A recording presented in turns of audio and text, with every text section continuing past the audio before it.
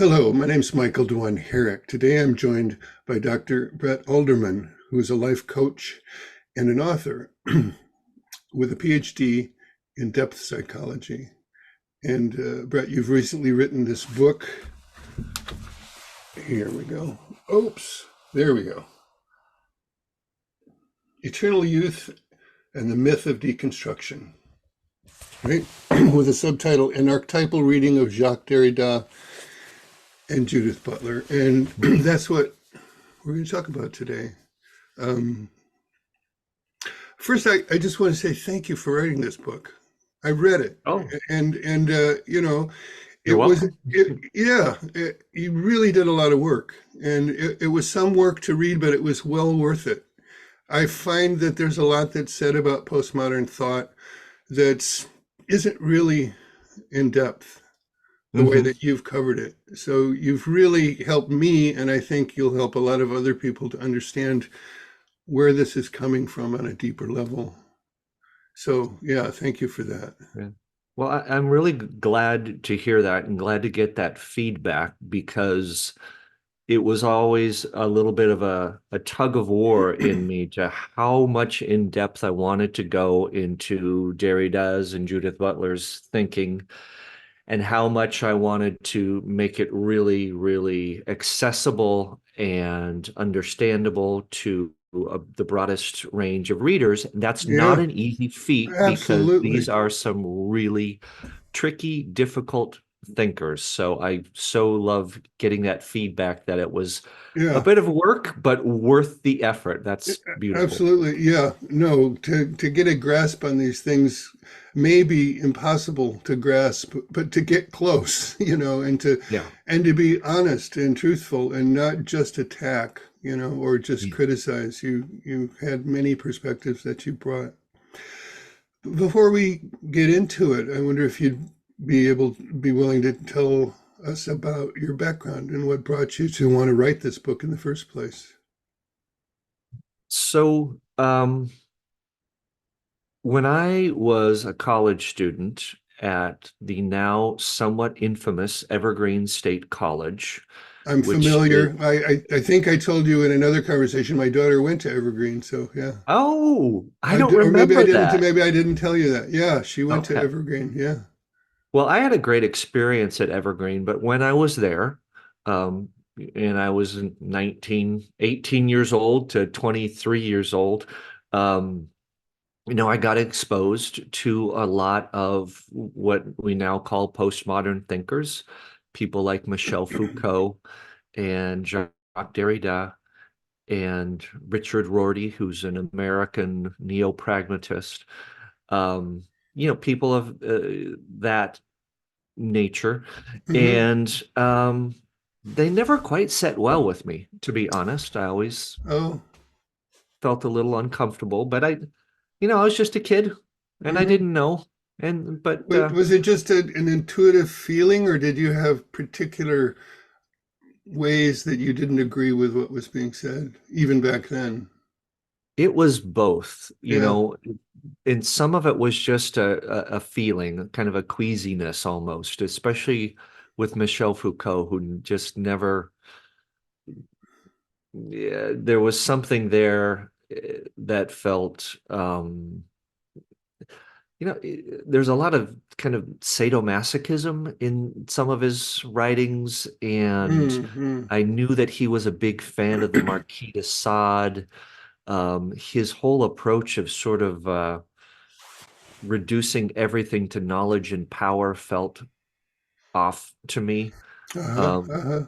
but I think more than anything, probably what I understood at that point was that people like him and later Derrida, who's actually in this recent book, they attack human universals, the idea of Mm. like any sort of some sort of quality that's intrinsic or innate to humans regardless of their culture, Right. regardless of where they've Right. been born, just like a Right. human universal, something that a human nature, right? Right. And that really, really went was diametrically opposed to a thinker that I love, which is Carl Jung. Yes. And I just had such a big tension there. Hmm. But, at the Hmm. time I was young, and so it took me many years of sort of talking to myself and mulling things over and trying to think things through before I eventually went back to graduate school as a much older person in my late 30s. Hmm. And that's when I started to address a lot of these thinkers more in depth and move beyond just sort of, Right. yeah, they don't set well with me and I don't think I agree with them. Right. And you wanted to figure out exactly why. Yeah.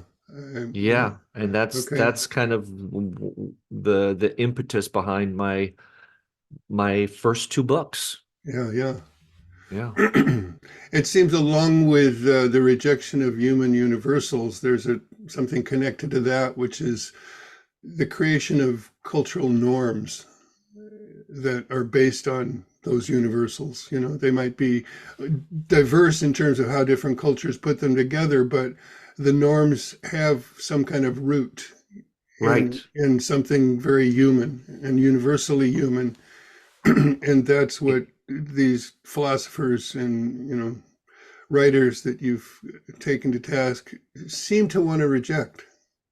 Yeah. Yeah, and I think that's well said. And it's good to note that the root, as you said, is also where we get the word radical. So there's something Mm, radical about their critique.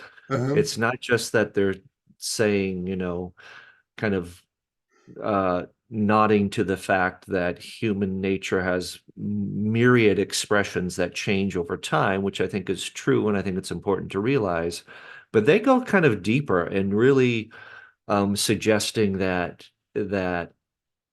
any expression of a human universal and any sort of norm too Hmm. is just mere construct, Right. um, and doesn't have a foundation beneath it, I think is another way of Right. thinking of it. Right. Everything's reduced to language and concept, as if we had no other way to perceive reality, uh, Yeah, which seems very odd. If I yeah, think about animals who don't have language and concept, they perceive reality. If I hmm, think of our evolution in our brain, I think of a concept like neuroception, which is something that comes out of polyvagal theory, the idea that we perceive things before we think about them.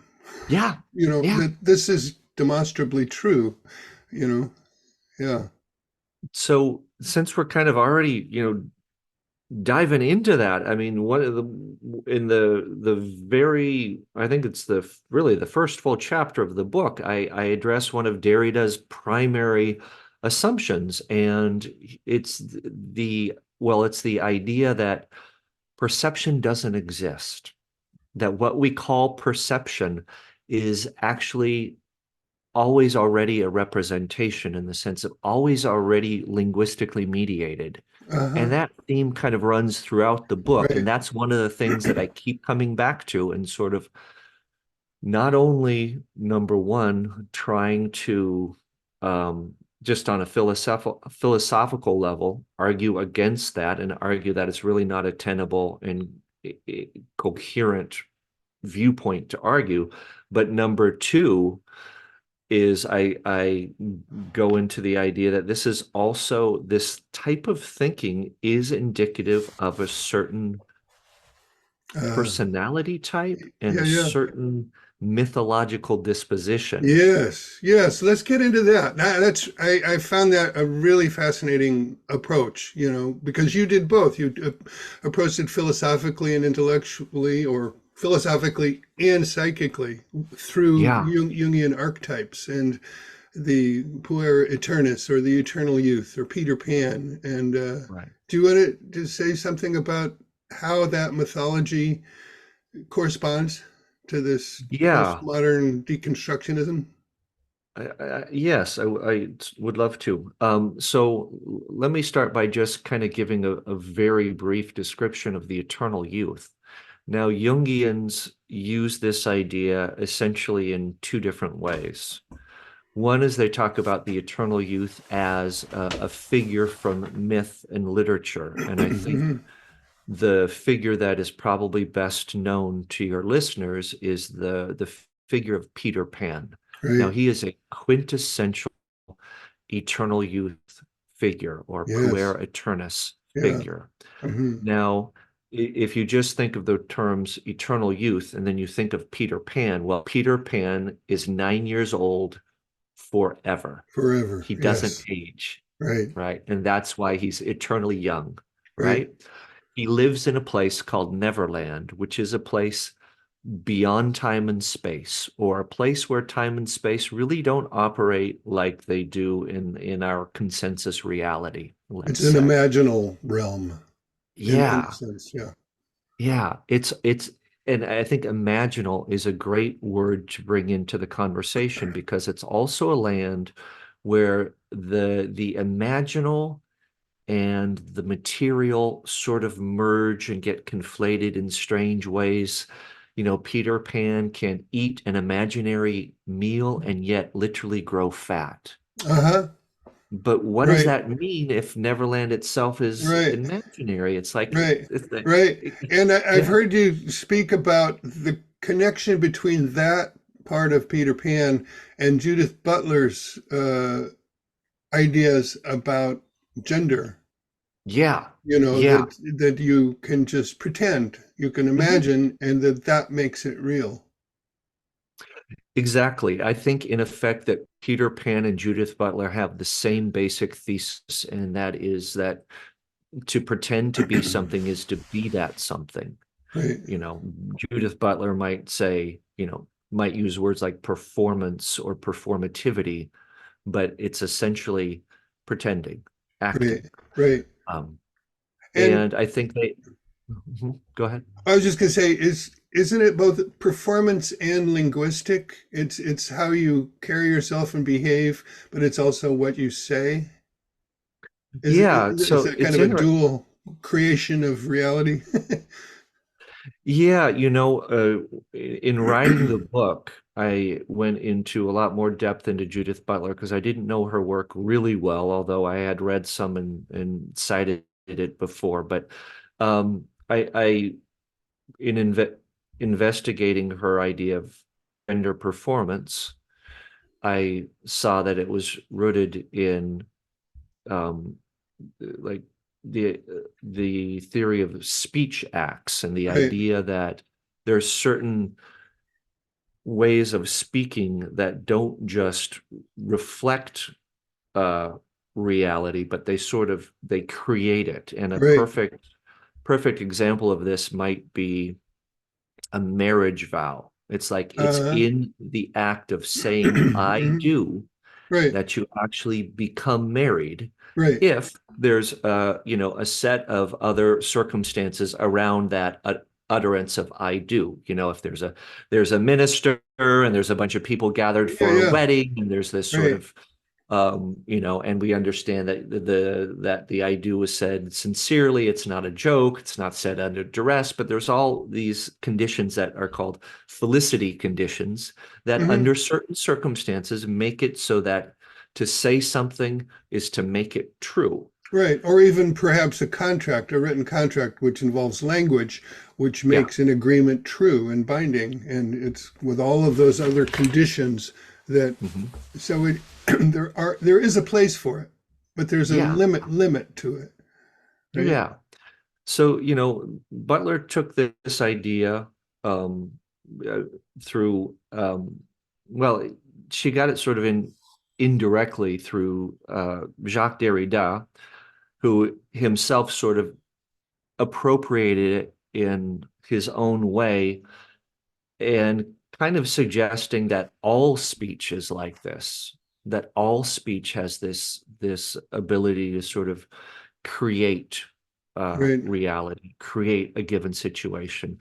And she sort of transferred it onto you know she took speech and that insight into speech and language and applied it to behavior. kind of, Uh-huh. like all, Uh-huh. for example, all the gestures I'm making right now, we can also think of them as language, right? Sure. And so this is what kind of opens the door for her idea of gender as performance. It's like a language. I'm communicating to you my gender in just Right. everything from, the fact that I've got a beard to the Uh-huh. clothes I'm wearing, Yeah, to the yeah. gestures I'm using. And this is all a way of performing gender, but for her, the performance is the creating, just like saying I Right. do is the creating of the marriage. Right. So Right. And did I understand in your book that you also suggested it's not that then something comes into kind of some kind of permanent state of reality.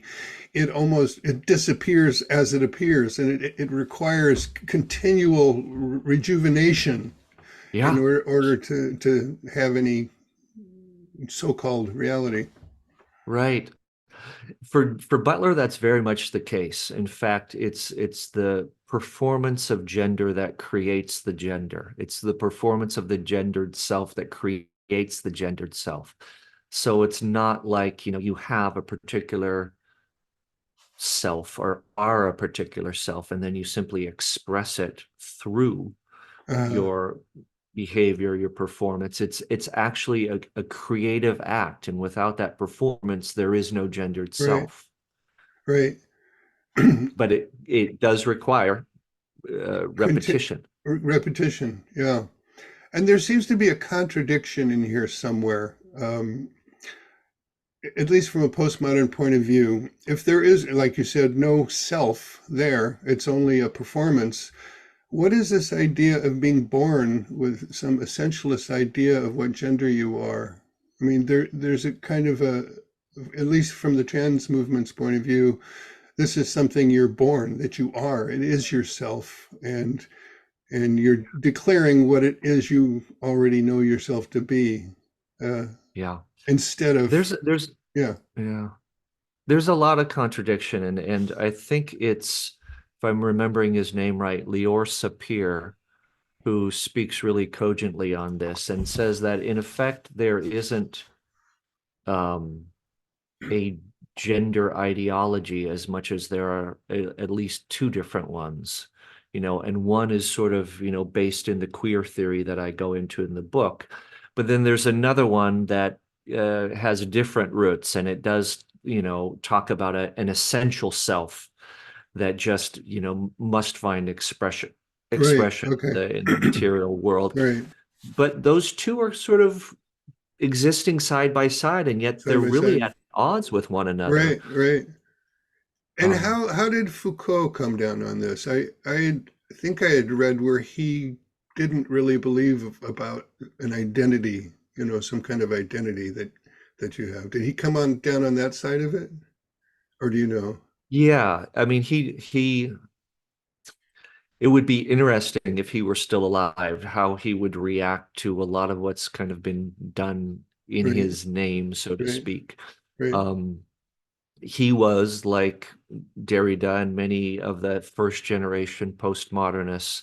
He was really anti-essentialist. So Right. That's what I you know, thought. Yeah. so he didn't really particularly like, the idea that we have this, that we type people in terms of, heterosexual and homosexual and things like that. Uh-huh.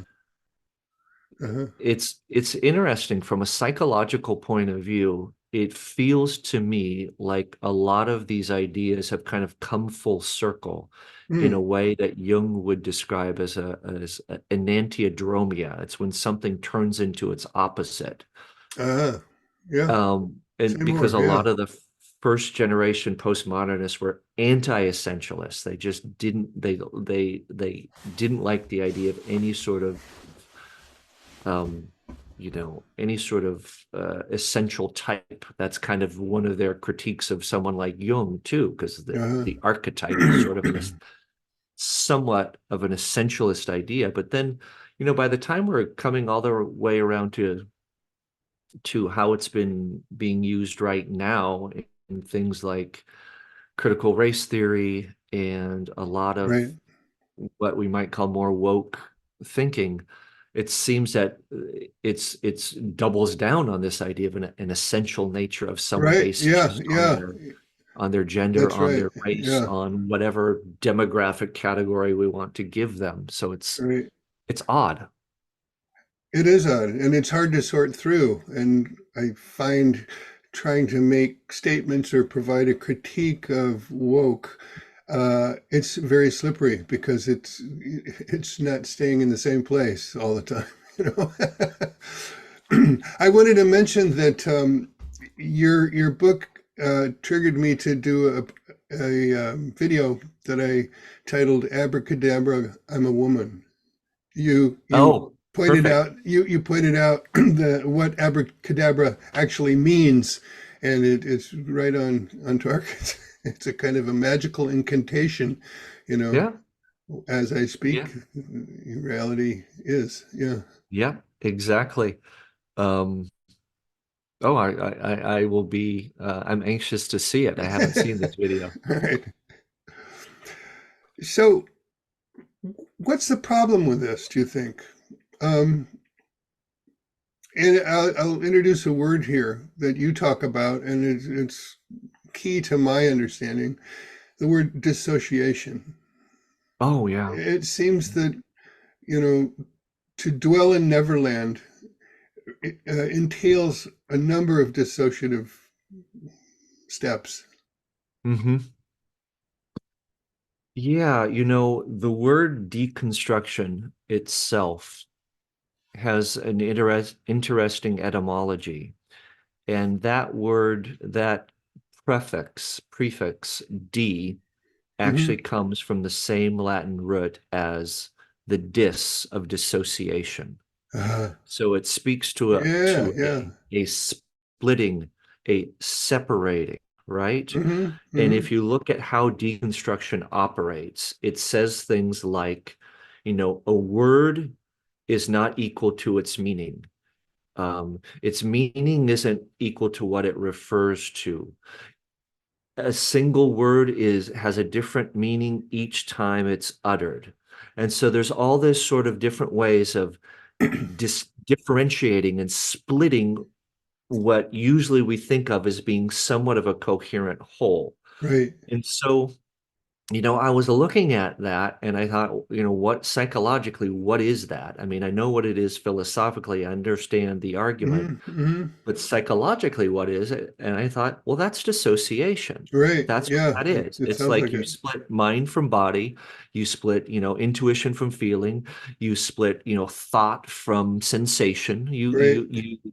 And then I thought, well, how does dissociation work? What is its place in the human psyche? And I thought, well, okay, this is a defense. It's Hmm. it's on the Hmm. one hand, it's necessary. It can keep us alive, like a lot of defense systems Sure. Sure. or defenses rather. But at the same time, it's not an ideal state to be thoroughly dissociated. That's not the Right. epitome of psychological health, is not to be in a thoroughly dissociated Right. state at all times. You're right. And develop an And entire philosophical system to justify and bolster the whole process. Maybe not helpful. right. Yeah. Yeah, yeah, and the key term in Jacques Derrida's thinking, the term and the idea that makes all of deconstruction possible is this, neologism, a new word that he came up with, and that's différance. And it's a Yeah. Yeah. combination of two French words, one of which means to defer, to put off, Put off. and then the other one, which is differentiate.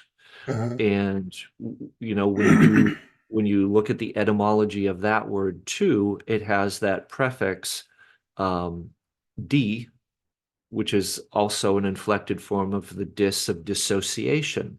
Hmm. So, I mean, there's lots of reasons to associate deconstruction with um, dissociation. Right. Last point on this is Derrida's whole critique, the whole critique of deconstruction is his attempt to undermine what he calls a metaphysics of presence.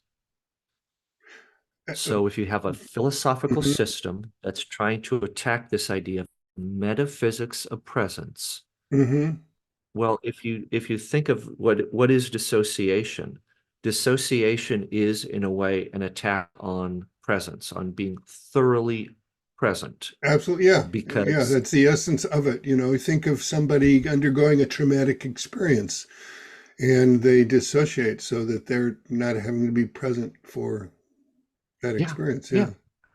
And so just extending that line of thought, I thought, okay, well, then if I think of dissociation as something that's necessary but not ideal, something that humans do, but not something you would want to base a whole psychology on, then by extension, if I think of deconstruction, it's kind of in a similar vein. It's like I wouldn't want to base a whole philosophy on a Right, dissociative right, uh, ploy, let's say. right.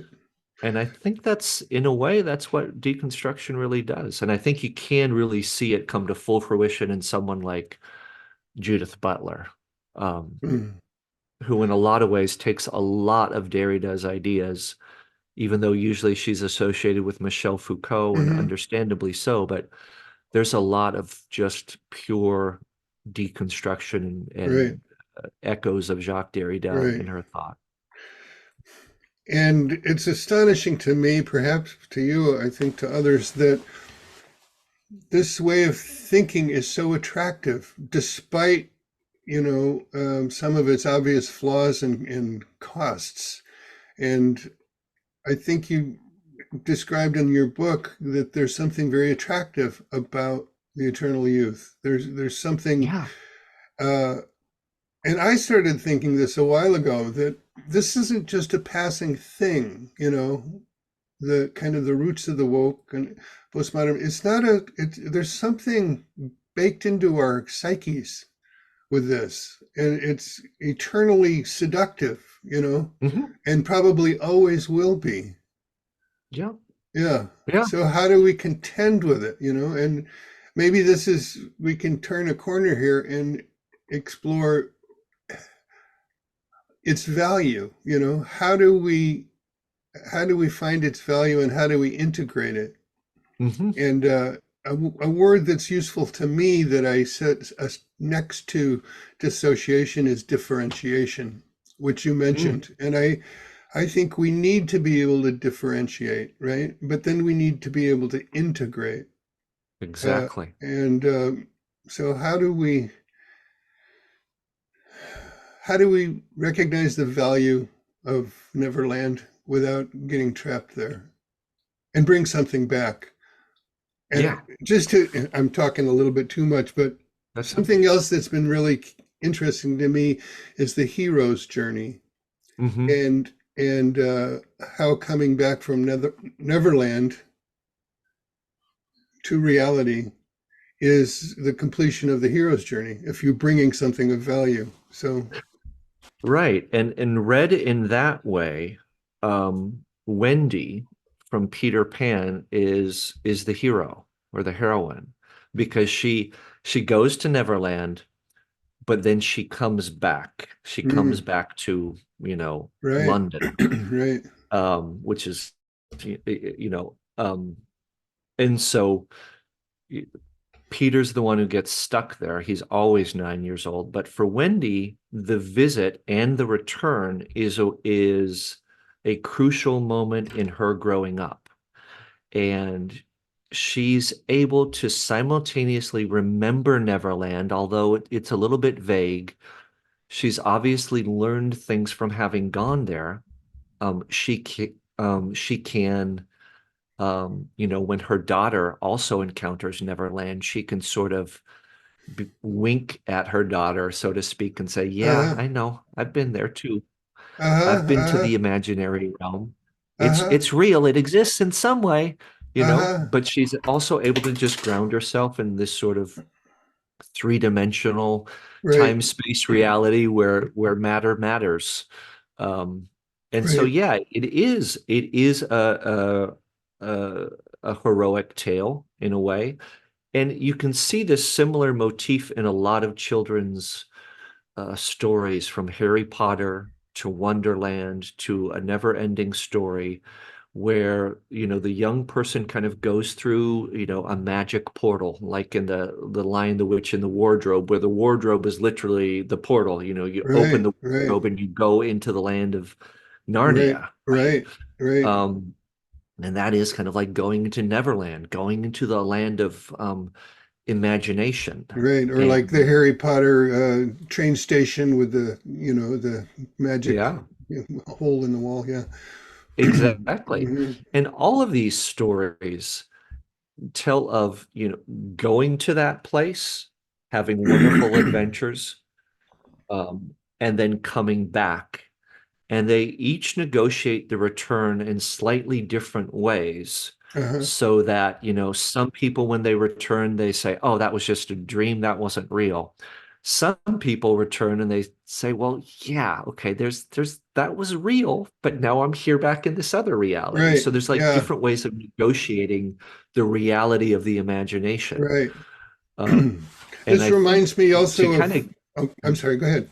Go ahead. Go ahead. well, I just to get back to your question, I think what happens with people like Derrida and Judith Butler is they don't seem to make the return trip. So Right. they don't, that's why for Butler, to perform your gender is to be your gender. And it's completely dissociated from the idea of sex, Right. which is what makes it kind of a difficult, almost, well, maybe incoherent concept at this point. She completely dissociated sex from gender, but Yeah. okay. I'm reminded of shamanic traditions as well, where the shaman journeys to the underworld or the upper world to find something to bring back Yeah. and deliver to the person that they're healing. Yeah. It reminds me too of I don't know if you've ever read Jung's autobiography. It's kind of a autobiography slash biography, Memories, Dreams, and Reflections. But Yeah. Years he ago, I talks read that. Yeah. there's a point in that book where he's going through his his crisis where he's having a whole bunch of this really vivid imagery sort of erupt out of the unconscious, and he's like hallucinating and having visions, and he's getting a little bit frightened of all the things that are coming up for him, and he's Uh-huh. experiencing something that feels kind of like a psychotic break or Uh-huh. something. Uh-huh. And he says that at those moments, it was really important for him to remind himself of simple, basic facts like, okay, my address, I'm a doctor, I give lectures Yeah. at, Yeah. such and such university, I have so many kids, I'm married, I have clients to see. So he needed to kind of Right. return to the consensus reality so that he doesn't get lost in the kind of Right. phantasmagoria Right. of the imagination or the collective unconscious, if you will. Right. And yet So, he might have also brought something back. yeah, he brought So a yeah, massive opus he back as far brought as a I'm lot back. concerned. Yeah, and that's the difference. I'm also have a background in practice and study in Buddhism, and there are some ideas in those traditions that seem to parallel what you're talking about. Excuse me. There's a um, my teacher shared it's I think it's a Chinese metaphor called heaven, earth, and man, or heaven, earth, and human. Hmm. And I think in the Chinese way of understanding it, heaven is the invisible realm of natural law. It's the way the universe is, and Yeah, earth is earth. The ground. It's yeah, material reality, and human is the one in between these two, who mm, brings that heavenly realm to the earth.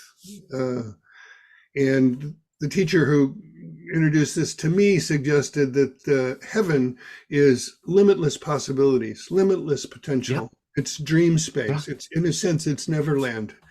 But yeah, you have to come back to the earth and marry these two together in order to be in the human realm. There's also a thing in, I don't know if you've heard of the 6 realms of existence per Buddhism, from the hell realm to the realm of the gods. No. And from a Buddhist point of view, the human realm is the one where you can progress on the spiritual path. The God realm is a realm of bliss, Mm. utter bliss. But it's said that if you're attached to that and you dwell there, eventually you crash. Eventually you go to hell realm. And there was, I can't remember the passage or where you addressed it, but you talked about this, what can happen sometimes if you dwell in Neverland and you don't come back. You crash. There's something that happens. Did you talk about that? Yeah, well, there's, the figure of the eternal youth is often a figure of flight. Peter Pan flies, Icarus flies, and Right, he does Icarus. Yeah, yeah. suffer a Uh-huh. very famous crash Yeah, yeah. because he doesn't recognize limitation. His Right. father warns him, don't fly too close to the sun, because if you do, the wax that we made the wings out of, it's going Uh-huh. to melt and then you're going to fall. Uh-huh. Now, Icarus, unfortunately for him, does not listen to dad, and he flies too close to the sun. And so there's the theme of limitlessness and the Uh-huh. importance of limits. Uh-huh. And because he doesn't recognize the sort of the limits that are inherent in things like hot and cold and how wax works and things like Uh-huh. height and or elevation Mm-hmm. and all of these things, he suffers a fatal fall. Yeah. um, and that's archetypally, um, that's part of the archetype. That's part of that the eternal youth stories have um, a lot of tales of that sort of difficulty with accepting limits, Uh-huh. which is kind of like difficulty with accepting just human form, that we're Right. finite. We have we live and then we die. We have to Right. confront mortality. We can't be everything we want to be. Um, you know, I Right. I can't identify as 6'2" and have it just happen. Just Nope. I'm just 5'9" and that's just what You, it is. you might have to have some surgery for that. There's also a idea in Buddhism of absolute and relative truth.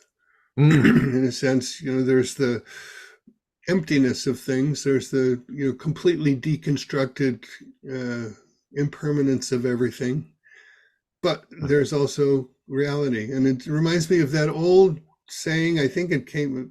Donovan probably wrote a song with this back in the '60s. First there is a mountain, then there is no mountain, then there is. mm, Where it seems like a developmental process. That you come back to the ground. There's a story in Tibetan uh, culture about the famous Buddhist Milarepa, who was on a very long solitary retreat, and he was known for his renunciation, known for completely abandoning all material reality, and he was starving because he wouldn't eat. mhm, And his teacher had mm. given him a little note that said, if things get really, really bad, read the note. And so he was near death, and he finally opened this little box or whatever and read this note, and it said something like, for heaven's sakes, eat something.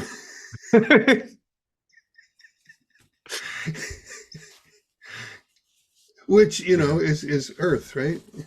yeah, Yeah. yeah. I love these parallels. And it makes sense to me. Again, getting back to this idea of universals and being Right. so steeped in someone like Jung, it's like these patterns are the patterns that you're describing are, in many ways close to a lot of the patterns that, I might see in Greek mythology. Right. The idea of a psychopomp, which is a figure that can pass through different realms. Hmm. And there's a lot of the, I think, really, if not the exact same wisdom, there's a very similar Hmm. wisdom in Hmm. these disparate traditions. Yeah, that's what I'm recognizing as well. And I might overdo it in terms of drawing close parallels, but they echo, back and forth for sure. Yeah.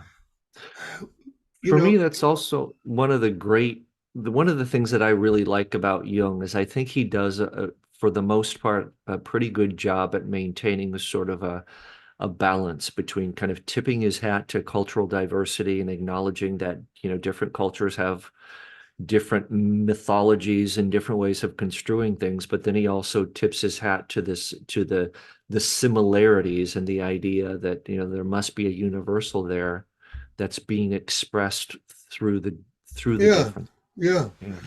Yeah, well, one of the similarities I've noticed a while ago and have thought about a little bit is between psychoanalysis and shamanism. Hmm. The idea in shamanism is that, a part of your soul has been stolen somehow through a Yeah. curse or some malevolent force and taken to another place, and Hmm. you've lost touch with it, and it has to be retrieved. You have to go to this other place and find it and bring it back, and Yeah. it's easy to see how the psychoanalytic process more or less, follows the same idea. We've split off something into our unconscious, we've lost it to our awareness, and we have to take a journey to rediscover it and integrate it. Yeah. Yeah. So, I think those parallels are really strong. There's a book called The Discovery of the Unconscious. The writer's last name is Ellenberger. I'm spacing on his first name, but uh, he does a really great history of, you know, psychoanalysis and depth psychology, and he does link it to, does he? shamanism Yeah, and, yeah.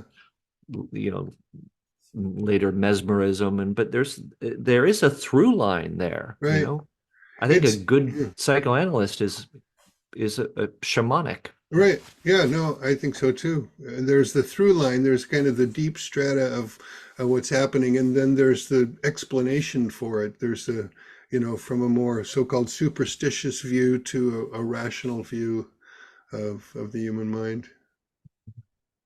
One of Jung's big um uh, one of the driving impetuses behind his work is to try to put the knowledge and the wisdom of fairy tale and religion and shamanism and even alchemy into a modern language, Right. into a language that, us, uh, you know, 21st century rationalists can look at and say, "Oh, yeah, I get it. That does make sense. That's Right. that's valid." Because a Right. lot of us, I mean, a lot of people can't read like the New Testament and say, "Oh, yeah, that makes sense to me." Right. Right. He offers a way of doing that. Right. It has to be kind of translated and in its deeper meaning preserved, even if it has to be reframed in a new way for the modern mind. Yeah, well said. Um, can maybe we can turn a corner here, and I'm curious uh, about what the implications are for psychotherapy. So, in the training of therapists and the practice of psychotherapy, the woke uh, ideology is being increasingly embraced, and with it, a postmodern view, whether it's completely, understood explicitly or just it's an implicit underlying assumption. Um, my concern has been that this process of dissociation can be fostered if the therapist really embraces this. Hmm. And people, I think, come to therapy because they're often caught in some kind of dissociative process. And I would hope that therapy could help reintegrate things that have been split apart, you know. Right. Um, Yeah. so you're a life coach. you don't promote yourself as a therapist, but I'm sure that there's a lot of overlap. There's a And, lot of overlap. yeah, Yeah. and without revealing anybody's identity or breaking confidentiality, are there ways that you see this playing out in your practice? Or things that you're Absolutely. doing to address it? Yeah. Yeah, absolutely. Um, I mean, I think the short answer is to what you're asking is I mean, as far as how to address a lot of these ideas when they show up in that context, in the context of coaching or therapy. Um, I think one of the key things to keep in mind is that, dissociation. Well, let me backtrack a little bit. It's really important to be able to sit with suffering. I think it's really Mm. important to be able to sit in the discomfort. Mm. And I think a lot of these ideas, and I know we're Mm. kind of speaking super broadly and painting with very broad strokes, but a lot of Right. what I would call woke, Mm-hmm. or a lot of these sort of ideologically driven ideas that show up in therapy or in coaching are an attempt to avoid the difficult suffering that actually needs to happen for a person to reintegrate, Yeah. Well said. right? Yeah. Yeah. I mean, if the dissociation was brought about because there was an overwhelming pain that a person had to protect themselves from, then to undo the dissociation is going to involve, to some degree, being able to kind of sit with or reconfront that Mm-hmm. suffering. So sometimes that means really embracing long, difficult silences. Mm. Yeah. Yep.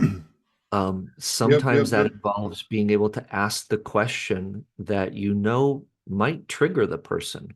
Mm-hmm. Great. Um, uh, Yeah, no, well said. I think you really, that makes a lot of sense to me. That's the heart of it. It's the avoidance of pain and suffering, which is probably at the root of why the eternal youth is attractive. There's something about the yeah, existential reality of the earth and of life and our finite existence that's intolerable. We'd like it to be infinite and limitless, and it's not. yeah. And sometimes in very specific, personal ways that we would like to Yeah. avoid. Yeah, well said. Sometimes if somebody's really, really entrenched in a particular ideological position, Uh-huh. they really, really want an ally to say, yeah, you're right. And sometimes you need to be able to say no, or I say things quite differently. And when that happens, sometimes you can encounter wrath. And as a Mhm. therapist or as a coach, you have to be in a place where you can take that. Right, right, right, You right, can allow for the person you're working with to really, really dislike you, right. or Yep. suddenly you might be, one of the bad guys. Hmm. Um, and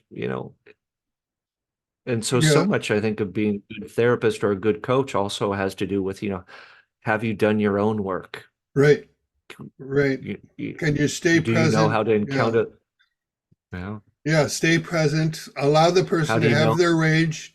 Don't defend. Don't abandon. Don't intellectualize. Just stay present. Yeah, that's a lot of it. Yeah, I've heard you speak yeah, about how Peter Pan went into a rage when some of his fantasies weren't being validated. Yeah. yeah, yeah. There are scenes in Peter Pan when he wants everyone to pretend something, and then they stop pretending, and he gets furious. Hmm. Um, and I think we see that a lot, Mhm. if today in the culture, in the, English speaking world, there are certain issues where if you don't play along, you can really um, be Oh up yeah. against a person's just unhinged rage. Oh Um, yeah. this is Well, definitely yeah, the case in the area of gender, where it's just such an emotionally charged issue at sure. this point. Yeah. Well, yeah, consider what kind of response J.K. Rowling has gotten. Yeah. I would bring in how much, well, we have a little time left. I want to bring this word differentiation back in for a second and see what you think. Some of the work of a therapist is to deal with earlier traumas that left an indelible mark, and there might have been beliefs or kind of ways of seeing oneself in the world that were solidified, and they continue to produce reactive responses and projections and all kinds of things that make life miserable. And part of bringing, going to that place and bringing something back is to bring back an understanding that certain ways of seeing the world were established once upon a time, and they're constructed, and we can Mm, deconstruct them a little bit and say, mm, this is where it came from, this is why it came, this is how it has served you. Does it still? Can we differentiate um, the past from the present? Can we differentiate what's happening around you now and how you've been habitually reacting to it from the possibility of something else? I think that's goes in tandem with the being present with the pain. What do you think mm. of that? I think it makes perfect sense. I think Okay. you said it quite well. Um, you also you use the word deconstruct, and Hmm. I think this might be also an opportunity to say that, okay, that word can mean a lot of different things, Hmm. but my whole approach in the book was, despite continually criticizing what I call deconstruction, I'm also simultaneously saying, and yet it has its place. Right. Um, and maybe what you're describing is an example of that, where there is a way in which one can take one's, critical thinking skills and tease apart and, deconstruct Right. thinking that has been absolutely bedrock and calcified. Right. Um, you, the thing that I keep coming back to, and in the book and just in my thinking in general, is um, we need, if you have a default narrative or a default way of perceiving the world, and you can't ever break out of it, and you Hmm. see things from another perspective, it, that's an issue. That's the problem, right? So Right. in a similar vein, it's like you need to be able to deconstruct sometimes, but if all you're doing is that, Right. this is not a good thing, you Right. know? Yeah. Well, you can construct something. There's a kind of a contradiction in the woke ideology. On the one hand, relying on deconstructionism to take apart every norm and every cultural practice and every form of supremacy that they can find on the one hand, but not applying the same kind of deconstruction to their own narrative, their own story, their own premise that human relations are based on power dynamics and the oppressed versus the oppressor. Yeah. That's Well, not I to mean, come under scrutiny. Yeah. yeah, the thing is, like, my lived experience gives me absolute knowledge. Your lived experience is just a construct, you know? Right. If you're a member of the oppressing group, yeah. Yeah.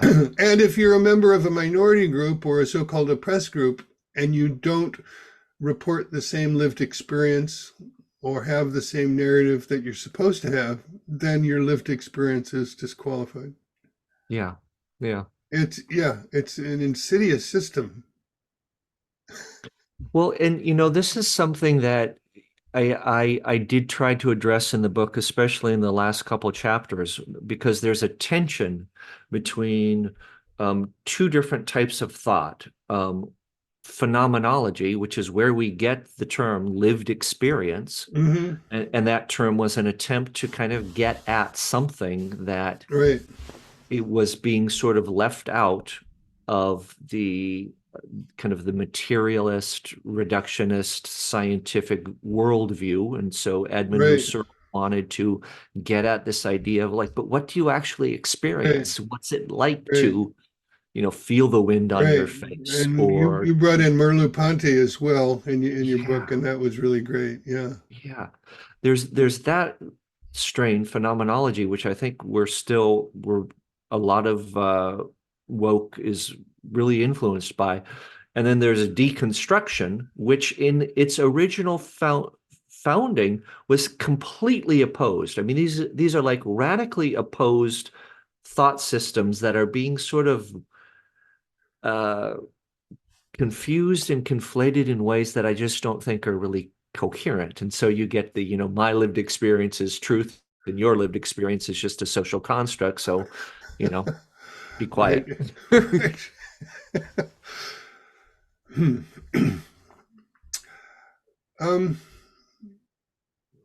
is there anything that you'd like to say that I haven't asked about or we haven't gotten to yet?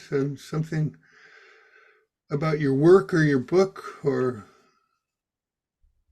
Well,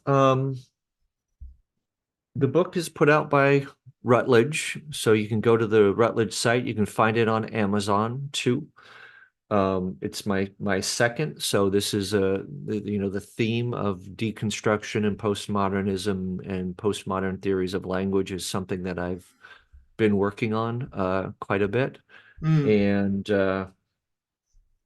God, I just have really appreciated this conversation, and I'm glad that we were able to a little bit go back and forth between the psychological approach and the philosophic. And I absolutely. hope that it was coherent enough that your listeners will have a sense of what the book is about. But more importantly, I just hope they took away something valuable from the Yeah. conversation. Thanks. Well, I certainly have. It's been a great pleasure to talk with you um, about these things. Well, how about we call it a day for now then? Sounds good. Thank you All so right. much, Michael. Yeah, thank you, Brett. And I hope we'll stay in touch. Okay. All right. So long. Bye.